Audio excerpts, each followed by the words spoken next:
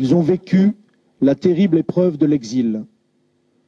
Arrachés à leur terre natale, à leur famille, à leur culture, ils ont traversé la Méditerranée. Ils ont tout quitté et tout recommencé. Nous sommes le 25 septembre 2009. Le préfet de l'Ariège et quelques anciens combattants se recueillent devant une stèle qui rappelle qu'ici, dans ce camp de Ginabat, près de Foix, 25 familles de harkis ont été parquées par la République française. Un grand merci à vous. Merci pour votre présence sur ce moment difficile. Le souvenir qui doit primer. Et en tout cas, un grand merci pour toute votre action. L'émotion est forte, car ces anciens soldats de l'armée française ont tant souffert. Et pour expliquer leur histoire, un retour en arrière s'impose.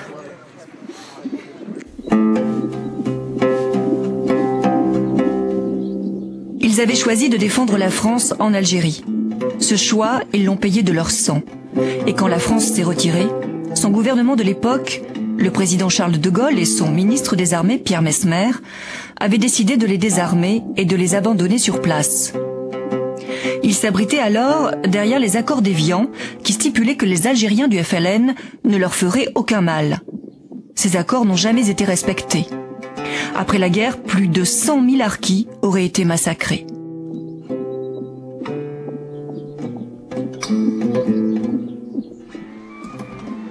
Guy Pervilliers, docteur en histoire contemporaine à l'université du Mirail à Toulouse, explique pourquoi on les a volontairement oubliés.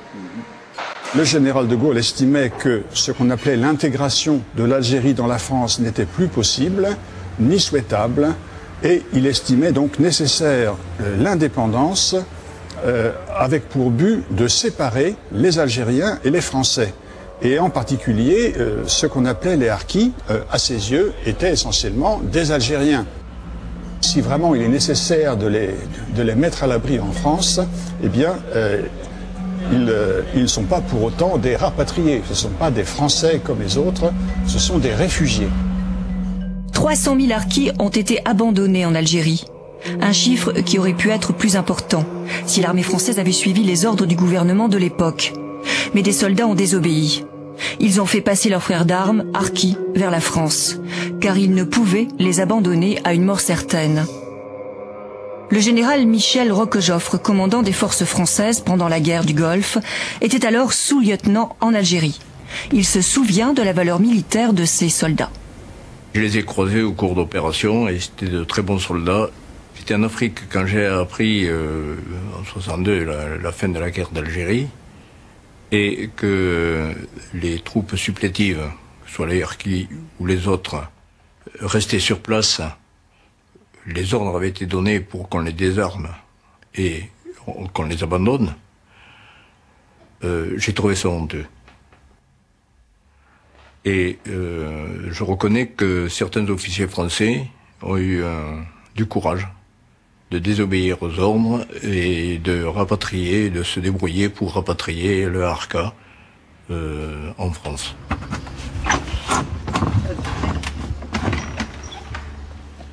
Alors, ceux qui sont arrivés en France, qui ont pu être sauvés, ont été accueillis dans ces camps, comme celui de Ginabat, bâti à la hâte, sans le moindre confort. On lave dans des bassines en fer.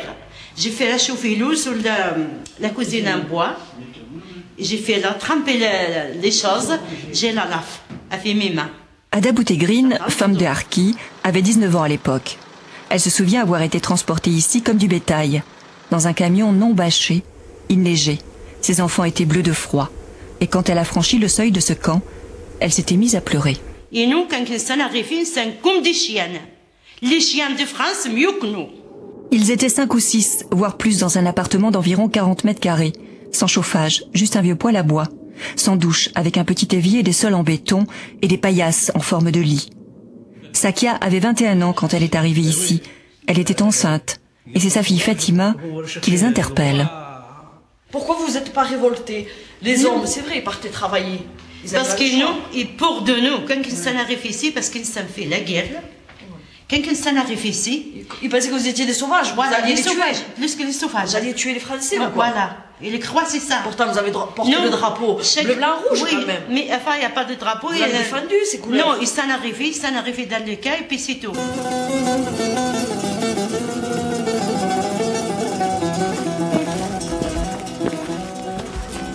Il y a le gros arbre, on ne peut pas, il faut le pousser comme ça, par terre. On ramène jusqu'à la route. Esclaves. Oui. Les hommes travaillaient pour les eaux et forêts, environ 50 heures par semaine. La journée continue pour un salaire de misère, 450 francs par mois, environ la moitié du SMIC aujourd'hui. Les conditions étaient très dures, parfois dans la neige, sans pause, et avec des gamelles pour le déjeuner qu'on ne pouvait réchauffer. Ouais, il pleut, il neige, il faut qu'on monte, on monte. Il faut qu'on s'arrache dans les camions. Jusqu'à 6h le soir, hein, on rentre comme les éclats, tout mouillé, tout. Et ben, on rentre même de l'eau chaude, il n'y en a pas. Il faut de l'eau froide à la maison. Et qu'est-ce qu'il fasse là? Il y en a les arbres comme ça. Oui, on coupe, après avec l'icoa et la masse. Un, deux. Ah, ça, j'ai oublié pas. Moi. Pour monter, oui. J'ai oublié pas.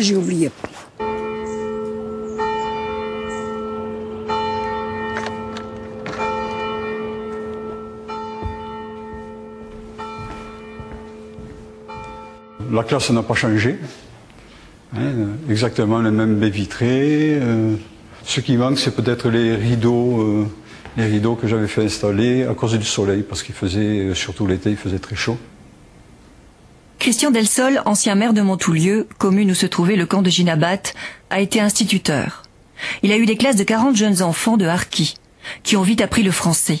Il faut dire que leurs parents voulaient qu'ils fassent des études et qu'ils s'en sortent. Disons que c'était des enfants qui étaient vifs. À mon plus grand étonnement, à la fin de l'année, tous les élèves que j'avais, que ce soit de l'âge de 6 ans, du cours préparatoire aux plus âgés, 12-14 ans, qui ne connaissaient pas un mot de français au départ et qui ne savaient pas lire, bien sûr, savaient tous lire. Le maître, ça représentait quelque chose pour eux, vous voyez. Donc, ils étaient très respectueux quand même, ainsi que les familles. Hein, j'étais quand même rapidement, j'ai gagné l'estime des familles aussi, parce que j'éduquais les enfants. Des enfants malgré tout perturbés par ce déracinement et ce qu'ils avaient vécu en Algérie. Parce que là-bas, les FLN. Il y a le FLN là-bas. Tu avais peur du FLN? Oui. Tu te plais ici? Oui. Tu préfères être ici ou être en Algérie? En Algérie. Car leur vie n'a pas été facile. Volontairement, on les a isolés dans ces camps. Loin de toute urbanité, loin de toute humanité. Ils vivaient entre eux. L'épicier ne venait qu'une seule fois par semaine. Claude Delplat, ancien professeur d'histoire, a enseigné en Algérie. Revenu en France, il a été très choqué par la manière dont on a traité ces harkis. L'un d'entre eux d'ailleurs s'est pendu dans ce camp. Et j'en voyais qui marchaient à pied sans que personne ne les aide, personne ne les prenait, et je revois toujours ce jeune, dont plus tard je me suis demandé si c'était celui-là qui s'était suicidé, qui revenait à Foix, il marchait, et il allait voir Foix. Foix, c'était